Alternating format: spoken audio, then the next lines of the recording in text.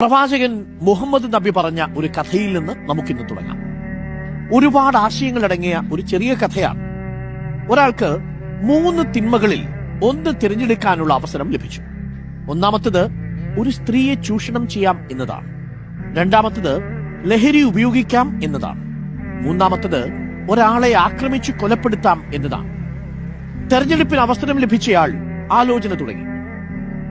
ഏതെടുക്കും? ഒരാളെ കത്തിയെടുത്ത് കൊല്ലാൻ മാത്രം ക്രൂരമല്ല എന്റെ മനസ്സ്. അതുകൊണ്ട് അത് ചെയ്യുന്നില്ല.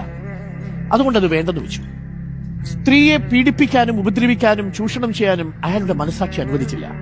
അമ്മയും പെങ്ങളുമൊക്കെയുള്ളയാളല്ലേ, അതുകൊണ്ട് വേണ്ട. ഒടുവിൽ അയാൾ ആ തീരുമാനം ഉറപ്പിച്ചു. 3 തിന്മകളിൽ ഏറ്റവും താരതമ്യേന കുറഞ്ഞതെന്ന് എനിക്ക് തോന്നുന്നത് ലഹരി തിരഞ്ഞെടുക്കാം എന്നതാണ്. എന്നാൽ ലഹരി ഉപയോഗിച്ചതോടെ നേരത്തെ ഭയപ്പെട്ട ക്രൂരകൃത്യങ്ങൾ ചെയ്യാൻ അയാൾക്കൊരു കൈയുറപ്പുമുണ്ടായില്ല. കഠാര കൊണ്ട് അയാൾ ഒരാളെ കുത്തിക്കൊന്നു. മുന്നിലുണ്ടായിരുന്ന സ്ത്രീയെ ക്രൂരമായി പീഡിപ്പിച്ചു. പ്രവാചകൻ ഇങ്ങനെ പറഞ്ഞ് അവസാനിപ്പിച്ചു: നിർബന്ധമായും നിങ്ങൾ ലഹരിയിൽ നിന്ന് വിട്ടുനിൽക്കുക. അത് ഒരേ സമയം ഒട്ടേറെ തിന്മകളിലേക്കുള്ള വാതിലാണ്.